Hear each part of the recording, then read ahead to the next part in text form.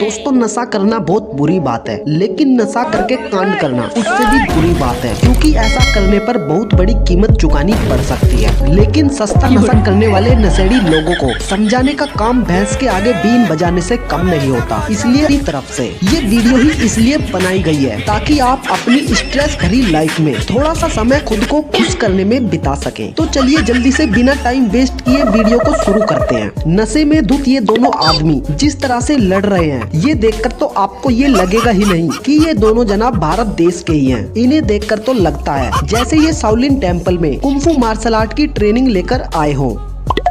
शादी में ऐसे डांस करते हुए तो देखा है, पर नशे में कुंफू फाइट, अरे ये कौन सा तरीका है भाई। वो तो एक आंटी ने आकर इन्हें वहाँ से भगा दिया, वरना ये दोनों पता नहीं कितने दिन तक युद्ध करते रहते।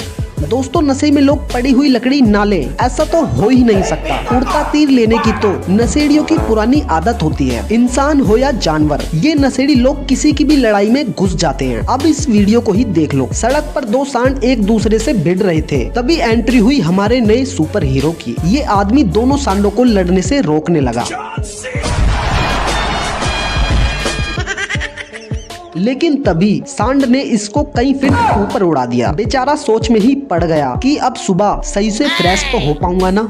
नशे में गाड़ी चलाना एक कानूनी जुर्म है, क्योंकि जब इंसान होश में ही नहीं होता तो वो गाड़ी क्या चलाएगा। लेकिन नशे में भैंस पर सवार होना कोई जुर्म नहीं है, ये इस आदमी को अच्छे से पता है। तभी तो इसने भैंस पर बैठकर अपने घर जाने का फैसला किया। लेकिन वो तो बेचारी भैंस शांत स्वभाव की है। अगर ये किसी बैल पर ऐसे बैठ जाता तो आज ये भी हवा में उड़कर आयरन मैन बन गया होता। दोस्तों अगर हमारे भारत के बेवड़ों की बात करें तो उनके सामने विदेशी बेवड़े भी पानी भरते नजर आते हैं। होली का त्योहार हो और दो पैग ना हो, ऐसा तो हो ही नहीं सकता। लेकिन फ्री के पैग मारने के बाद क्या होता है ये आप खुद ही देख लो। कहते हैं मैं शराब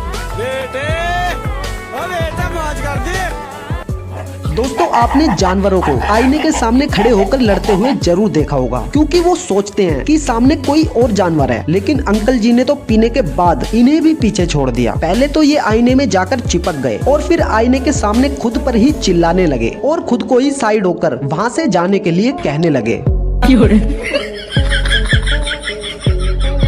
लेकिन उन्हें नहीं पता कि अगर वो सुबह तक भी ऐसे करते रहे तब भी कुछ नहीं होने वाला। लेकिन अंकल जी तो बस यही सोच रहे हैं कि ये इंसान यहाँ से क्यों नहीं जा रहा। इनकी बात ना मानने पर तो ये उस पर गुस्सा भी हो गए और उसे धक्का देने लगे। दोस्तों ये आदमी भी इस टैलेंट में पूरा माहिर है, जो एक चौराहे पर बने पुतलों से ही बातें कर रहा होता है और उन पर चिल्लाता भी है। और इस आदमी को देखकर साफ पता लग रहा है कि वो कितने गुस्से में है। लगता है भाई साहब बीवी का गुस्सा इन बेचारे पुतलों पर निकाल रहे हैं। लेकिन उनकी बात ना सुनने पर तो इन्होंने पुतले के कान के नीचे एक चमाटा भी रख दिया। अब आप इस आदमी को ही देख लो। ये भाई साहब यहाँ तालाब समझकर रोड पर ही मछली बन रहे हैं। आप सोच भी नहीं सकते कि इस समय ये इंसान कितनी परेशानी में है, जो कि बेचारा सोच रहा है कि इतना तैरने के बाद भी वो आगे क्यों नहीं जा रहा। दोस्तों सबसे बहादुरी भरा काम इंसान नशे में ही कर सकता है, जिसका एक उदाहरण आप अभी देखने जा रहे हो। ये आदमी नशे में धुत होकर एक मगरमच्छ के पास ही बैठ गया और इतना ही नहीं उससे बातें भी करने लग गया। आसपास के लोगों ने जब इस आदमी को ऐसा करते देखा तो उसे वहाँ से तुरंत हटने को कहा कि भाई साहब पीछे आ जाइए। लेकिन वो तो मगरमच्छ से पक्के दोस्त की तरह बात कर रहा था। और फिर अंकल जी ने मगरमच्छ का आशीर्वाद भी लिया। और फिर अंकल पिन्नक में सबको ये बताते हैं कि अगर हम जानवरों को तकलीफ नहीं देंगे तो वो भी हमें कोई तकलीफ नहीं देंगे। वचन आपेલું છે ને કે જો એની રક્ષા જો કોઈ કરશે ને તો એની રક્ષા એ કરશે, પણ એને કોઈ હેરાન કરશે ને તો એને હેરાન કરશે।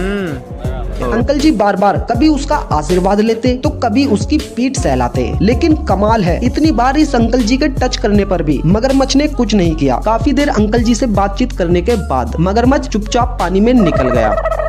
दोस्तों फिल्मों में तो अक्सर ऐसा होता है कि कोई हसीना दिल टूटने पर रोड पर नशे में हंगामा करती है, लेकिन आज हकीकत में जयपुर से वायरल हुई इस लड़की ने सच में ऐसा करके अपना बहुत बड़ा नाम बना लिया। इसने शराब क्यों पी, इसकी वजह तो मैडम जी ही जानती है, लेकिन शराब पीकर मैडम जी ने क्या किया ये तो पूरा देश जानता है। शॉर्ट ड्रेस पहनकर और आंखों पर चश्मा लगाकर ये सड़क पर कार रोककर खड़ी हो गई और फिर किसी मॉडल की तरफ पोज देने लगी। लेकिन इन्होंने आधे घंटे तक गाली देने में और पोज देने में कोई कसर नहीं छोड़ी। लेकिन कुछ देर बाद ही वहाँ पर पुलिस आ जाती है और अच्छे से पोज कैसे दिया जाता है ये मैडम जी को अच्छी तरह बता दिया जाता है। तो दोस्तों अगर ये वीडियो आपको अच्छी लगी हो तो इसे लाइक करके चैनल को सब्सक्राइब जरूर कर लेना। Thank you so much.